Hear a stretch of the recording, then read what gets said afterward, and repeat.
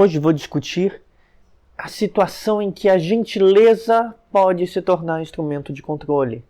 Especificamente é uma coisa que eu tenho pensado há algum tempo e que muitas pessoas já tiveram experiência. Aqui no YouTube muito disso é dito, por exemplo, quando se fala de narcisismo vulnerável ou narcisismo encoberto. Também é dito sobre pessoas, quando se discute manipulação, que é aquelas pessoas que são boazinhas e que no fim são bastante utilitárias e usam os outros ao seu redor, né? Ou seja, quando a bondade e a gentileza pode ser utilizada como instrumento de controle. Veja, antes de tudo, esse vídeo não é um vídeo sobre narcisismo encoberto, não é um vídeo sobre narcisismo vulnerável, nem nada disso. Tá? Eu coloco essas coisas em outra categoria. Eu acho que eles são tipos de narcisismo que têm afinidades com transtorno de personalidade borderline em algumas coisas e que têm características muito mais predatórias. Tá? Eu não estou falando disso, eu irei gravar vídeos sobre isso mais adiante. Mas eu estou falando de um outro tipo de coisa, que é um tipo de padrão útil de sociabilidade para algumas pessoas, que é ser gentil, ser bondoso, só que de uma maneira superficial, aparecer como uma pessoa fofa, bondosa, como maneira de conseguir coisas. Veja, isso acontece tanto com homens como com mulheres, embora seja um comportamento que para mulheres funcione melhor, para homens ser também um homem bonzinho funciona. Né? Eu já vejo muita discussão quando as pessoas falam sobre homens que, por exemplo, se veem como eu sou tão bom e nenhuma mulher quer ficar comigo. Ou eu sou tão bom e as pessoas não gostam de mim. Esse discurso muitas vezes é de pessoas que são superficialmente boas e se tornam pessoas que indiferentes emocionalmente, utilitárias, que usam os outros, e em que a bondade é parte desse uso. Em homens isso aparece dessa forma, em mulheres no tipo princesinha ou no tipo de pessoa que tenta parecer especial porque isso funciona. Então, ponto para vocês entenderem onde eu quero chegar. Eu estou falando de um padrão comportamental aceito em nossa sociedade, que é ser gentil. Só que existem pessoas que são gentis para manter uma boa reciprocidade social. Por exemplo, você ser gentil no trabalho, você nem conhece tantas pessoas, mas você é gentil porque você acha isso importante para manter um bom ambiente de trabalho. Isso não é problema. Há pessoas que têm como característica ser mais educadas, mais gentis. Né? Eu tendo a ser bastante respeitoso. Poucas situações me fazem perder a cabeça e ficar nervoso. Algumas delas, quando acontecem, são bem raras. Né? Então, em geral, eu tendo a ser gentil, embora eu não seja o tipo de pessoa vista como boazinha, bem pelo contrário. Às vezes as pessoas não me veem dessa forma, mas me veem como gentil, cuidadoso, né, educado. Esse tipo de coisa é positivamente visto na sociedade em alguns contextos, como contextos familiares, ou alguns contextos de trabalho, contextos de algumas coisas que você faz na vida vão ser super importantes. Não é disso que eu estou falando, porque é exigido de todo mundo que seja gentil ou educado em certos momentos. Eu estou falando das pessoas, de um tipo de personalidade, de um tipo de padrão, de pessoa que constrói toda a sua autoimagem em torno disso, e que com esse tipo de pessoa, isso é quase uma afirmativa minha, o tipo de pessoa que constrói toda a sua autoimagem nisso, ou é uma pessoa que tende a ter uma característica de vítima, olha, eu faço tanto pelos outros e os outros, e muitas vezes falso, faço tanto pelos outros e os outros não me valorizam. Mas mais frequentemente de uma espécie de senso de sou melhor que os outros, ou sou superior aos outros, porque descobriu na gentileza e na bondade, né, um caminho para controlar. Porque é difícil, uma pessoa que é tradicionalmente gentil, carinhosa, fofa ou bondosa, dificilmente vai sofrer represálias sociais quando errar. Por exemplo, a pessoa foi indiferente, se distanciou. Normalmente esse tipo de conduta, esse excesso de gentileza e bondade está presente em pessoas que vão ter baixa, eu estou falando excesso, preste atenção no que eu falo, porque ter gentileza e bondade são atributos muito bons em maioria dos lugares. Gentileza e bondade em excesso público, tenha muitas vezes demonstração pública dessa gentileza e bondade, ou a tentativa de usar gentileza e bondade para parecer especial, diferente, é uma maneira de estabelecer controle, porque dificilmente você vai sofrer represálias quando errar, se você é uma pessoa fofa, gentil, carinhosa ou bondosa. Tá? É muito difícil, você não vai sofrer represália se você é assim o tempo todo. Né? Se você é assim de vez em quando, faz parte da socialização ser de vez em quando.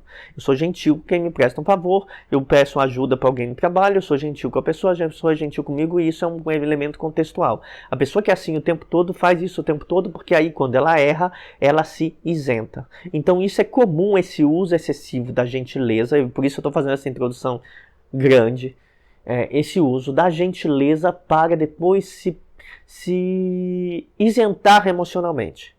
Uma pessoa muito gentil, fofa, boazinha, não vai querer te dar explicações quando ela te tratar mal.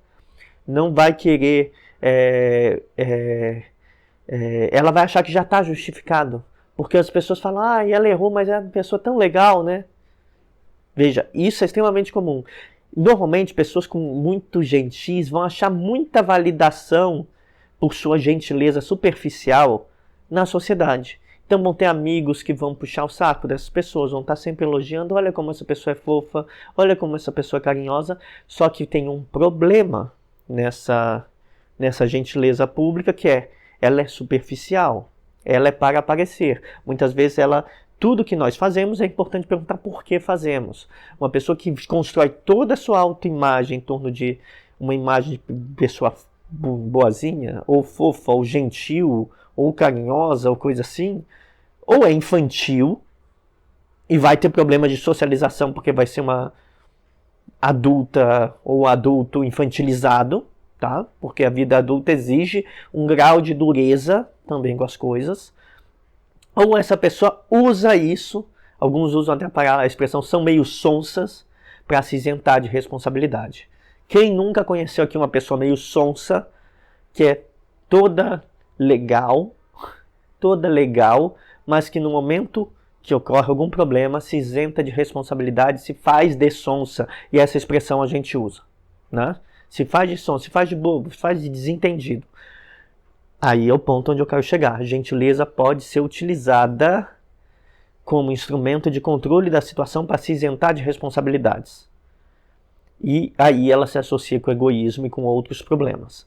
Bom, então vamos lá, ponto por ponto. Pessoas que são publicamente gentis e fazem questão de cultivar uma autoimagem em torno de serem pessoas com essas características, elas querem parecer especiais.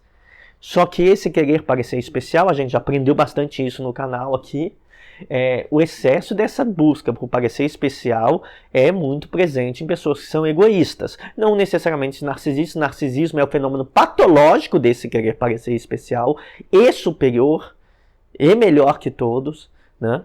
Mas a gente tem graus, e o grau mais comum é o egoísmo. Né? Você querer parecer especial, então uma maneira de querer parecer especial é isso, por uma gentileza, porque ela funciona socialmente. Ela é uma exigência de reciprocidade na vida social, em vários contextos, só que as pessoas que constroem sua autoimagem toda em torno de serem especiais, carinhosas, fofas, gentis, normalmente não são exatamente assim na vida íntima. Elas são pessoas que tendem a ser egoístas e usam esse comportamento como maneira de se isentar de responsabilidades que são necessárias na relação entre adultos, na vida entre adultos. São aquela pessoa que vai usar isso no trabalho para não assumir uma responsabilidade diante de um erro. Vai usar isso num relacionamento para fazer uma ruptura que magoa outra pessoa, fazer algo que magoa outra pessoa, e dizer aí que os outros no entorno vão dizer, mas ela é tão legal, ela só errou dessa vez. Funciona para encobrir ou ganhar um perdão imediato, né? Funciona socialmente, é isso que eu quero chamar a atenção. Funciona socialmente para ser admirado, para ganhar puxa-sacos, para ter, se você for mulher, para ter o homem te paparicando porque você é muito fofa, é muito boazinha. Se você for homem, para se fazer de coitado, em todos os casos aqui para ganhar algum tipo de admiração ou perdão automático, tá? Então, a gentileza é uma boa moeda social. Só que em situações normais a gente espera reciprocidade, né? Tem um antropólogo que é o Marcel Mauss, gosto de trabalhar com ele quando eu dou aula na pós-graduação, que ele tem uma teoria da dádiva. Ele diz que uma das grandes regras sociais é a dádiva. As pessoas, quando elas recebem algo de presente, elas sentem uma espécie de necessidade de serem recíprocas. Então, se alguém te der um presente de aniversário, é esperado que você seja recíproca. Você vai sentir que deveria ser, ao menos. Ela funciona como dever. Então, ele faz um estudo sobre a dádiva em grupos tribais, né? E hoje isso é tomado como a dádiva como uma propensão da vida social em vários campos, né? Então a dádiva é uma teoria, quase uma teoria geral, né? Ela funciona como moeda de troca social, porque ela gera proximidade, gera uma obrigação, funciona como aí vem o ponto, que é porque as pessoas manipuladoras usam a gentileza, porque elas funcionam como uma dívida emocional. Você não precisa cobrar a pessoa. Você fez algo muito fofo, fez algo muito legal, você parece uma pessoa muito legal. Só que quando acontece algo que você realmente precisa estar presente, ou quando você erra gravemente, você cobra. Não é que você cobra, você se isenta de assumir as responsabilidades. Então a pessoa que é extremamente gentil ou carinhosa como parte de sua personalidade, do seu self social, de quem ela mostra, de sua imagem pública, ela cobra. Como ela cobra? Se isentando de assumir responsabilidades, porque ela sabe que as pessoas vão passar pano para ela e vão perdoar previamente, ou que elas vão se chatear, mas engolir aquilo afinal, porque os outros no redor vão falar, mas é tão legal, é só dessa vez que ela errou. Ou, nos casos mais graves, aí sim, quando é caso de narcisismo encoberto, narcisismo vulnerável, nesses casos mais graves, a pessoa cria uma imagem de extrema gentileza, de ser muito legal, para ser extremamente abusiva. E aí, quando a história vazar, ninguém acredita, né? Já me relacionei com uma pessoa assim, mais de uma década atrás, né? E essa pessoa, basicamente, todo mundo admirava ela. Admirava ela e achava que ela era uma pessoa extremamente legal. Até quando eu contei o que estava acontecendo, as pessoas não acreditaram. Eu não consegui permanecer nesse relacionamento, óbvio, mas as pessoas não acreditaram. Isso mostra como tem um efeito de controle nessa gentileza, né? A bondade, nesse caso, funciona como bondade por conveniência. Porque você é tão legal que você controla a narrativa. Você é tão prestativa que controla a narrativa. Veja, essa gentileza, esse carinho, essa prestatividade pode funcionar e entrar em várias práticas sociais vistas como de doação aos outros. Serviços sociais, né? Preocupação com crianças, com os pobres, né? Pode vir como uma doação num trabalho religioso à comunidade, ou veja como eu sou dedicada nas coisas que eu faço em prol dos outros e não em prol de mim mesmo. Mas isso funciona. Você vai falar daquilo e as pessoas, nossa, que pessoa legal. Veja tudo que ela faz, né? E isso vai funcionar para controlar a narrativa de ser uma pessoa boa. Só que quando há conflitos ou problemas, essas mesmas pessoas vão tentar manter o controle da narrativa se isentando, sendo evasivas. Então há uma afinidade entre esse excesso de cuidado, prestatividade, gentileza com a evasão emocional, com o distanciamento emocional. Funciona, as duas coisas têm na nossa cultura. Não estou falando que isso vale para todas as culturas, mas na nossa cultura ela encontra afinidades, tá? Então a pessoa é ao mesmo tempo muito legal, mas faz muitas coisas vistas socialmente como positivas, é vista como uma pessoa legal, só que aí no momento que tem que resolver algum problema, ela não tem nenhuma capacidade de lidar com isso e se distancia. É evasiva e para as pessoas que estão mais próximas e que vão começar a se irritar com isso, elas vão usar a terminologia, essa pessoa é meio sonsa, né? Eu vi isso várias vezes. Tipo, ela é fofa, carinhosa, com mulheres se fala muito isso. ou com o homem vão ver que é um cara meio, ou se fez de sonso, essa expressão é muito usada, né? Ou é um cara que se faz de coitado, né? Mas, então, funciona tudo isso, esse se faz, significa, fiz algo muito legal, mas depois eu me evado. Não quero resolver os problemas, vocês que resolvam. Tem uma função, as pessoas vão passar pano, as pessoas vão justificar, as pessoas vão aceitar mais fácil. Então, como se aprendeu a ser assim? Provavelmente no ambiente de infância, tá? No ambiente de infância você pode aprender, principalmente se você for criado como uma criança perfeita, ou se você, por algum motivo, com alguma característica pessoal sua, você ser uma criança um pouco precoce, mais engraçadinha, ou mais fofinha, você foi criada dessa forma. Algumas pessoas, até por características de aparência, por exemplo, nascerem mais fofas mesmo, né, com aparência mais infantilizada, do bebê fofo, entendeu? Ou engraçadinho, serem desde a infância paparicados como uma pessoa fofinha, tá? Ou quando você percebe que, lidando com seus pais, se você mostra uma gentileza, ou com as outras crianças mostrando uma gentileza, aquilo funciona para conseguir o que se quer. Isso foi aprendido em algum momento. Raramente é porque as pessoas fazem de uma maneira calculista. Tá? Isso é muito difícil que essa conduta seja calculista, mas ela pode ter tido uma função familiar. Normalmente tem função familiar e se desenvolveu e se a função se hipertrofiou em casos em que a pessoa foi criada como uma pessoa especial, única ou diferenciada com algum traço que indicasse essa diferença. Pode ser um traço físico, pode ser um traço comportamental, né? Essa gentileza que funciona como controle, ela pode indicar um autocentramento, um egoísmo encoberto, né? Eu sou uma pessoa boa, fofa, gentil, prestativa. Então, isso muitas vezes tem uma função social, que é quando precisam de mim, eu me evado ou justifico ou ajo com frieza e a minha frieza está justificada. Porque não sou fria. Veja como eu sou pessoa boa. Se eu sou prestativo para os mais pobres, como eu sou uma pessoa boa? Então eu não posso ser uma pessoa fria. Então faço trabalho voluntário. Sou uma pessoa boa, não posso ser uma pessoa fria. Normalmente essas coisas podem acontecer. Veja, eu não estou acusando quem faz trabalho voluntário, quem faz trabalho para a igreja, para a comunidade, de fazer isso. Mas, por exemplo, eu faço aqui o canal de YouTube. E esse é um trabalho que eu ganho quase nada. Eu não vou dizer para vocês, olha como eu sou bom porque eu faço isso de graça. Não, vocês já viram que isso me sobrecarrega. Às vezes eu reclamo que eu tenho pouco tempo, estou sobrecarregado, né?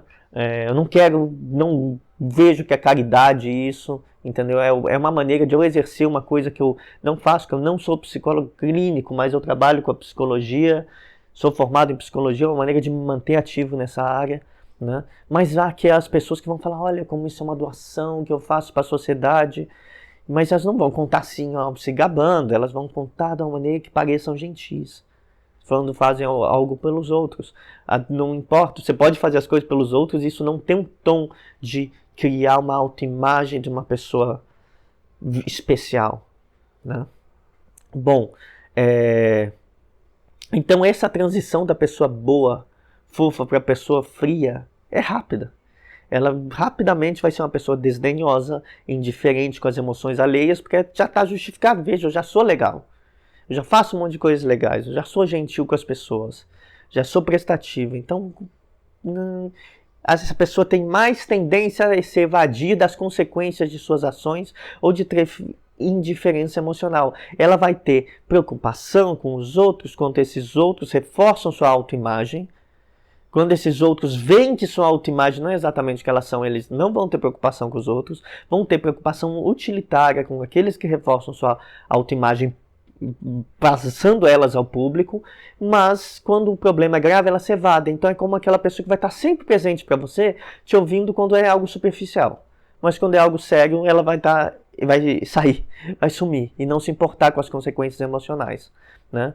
E, novamente, isso ocorre sobretudo em pessoas que foram mimadas ou cultivadas como especiais em alguns ambientes, em alguns contextos. Principalmente um contexto familiar, onde eles eram vistos como diferentes, ou ser assim funcionava para conseguir coisas naquele ambiente familiar, né? Red flags, vamos lá. Red flags para se identificar uma pessoa que é assim. Falar de 6 dessas red flags. 1. São pessoas que são boas ouvintes, vão te ouvir em tudo, mas não se abrem nos seus medos, nas suas vulnerabilidades. Elas vão querer saber de você, vão querer saber dos seus sentimentos. Elas raramente vão falar dos dela. Elas vão observar muito, vão prestar atenção, se mostrar boas ouvintes, mas não vão se aprofundar nos próprios sentimentos. 2. Vão ser prestativas, sim, e apoiar, mas apoiar no quê? Vão apoiar constantemente no que é fácil apoiar.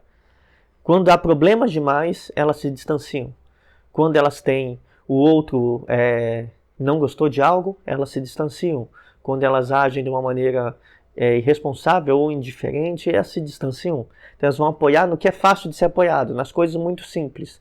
No difícil, não. E elas vão fazer inclusive isso com amigos. Mas porque elas apoiam muito no que é fácil, os amigos vão aceitar essa situação, mas elas se distanciam quando é emocionalmente relevante.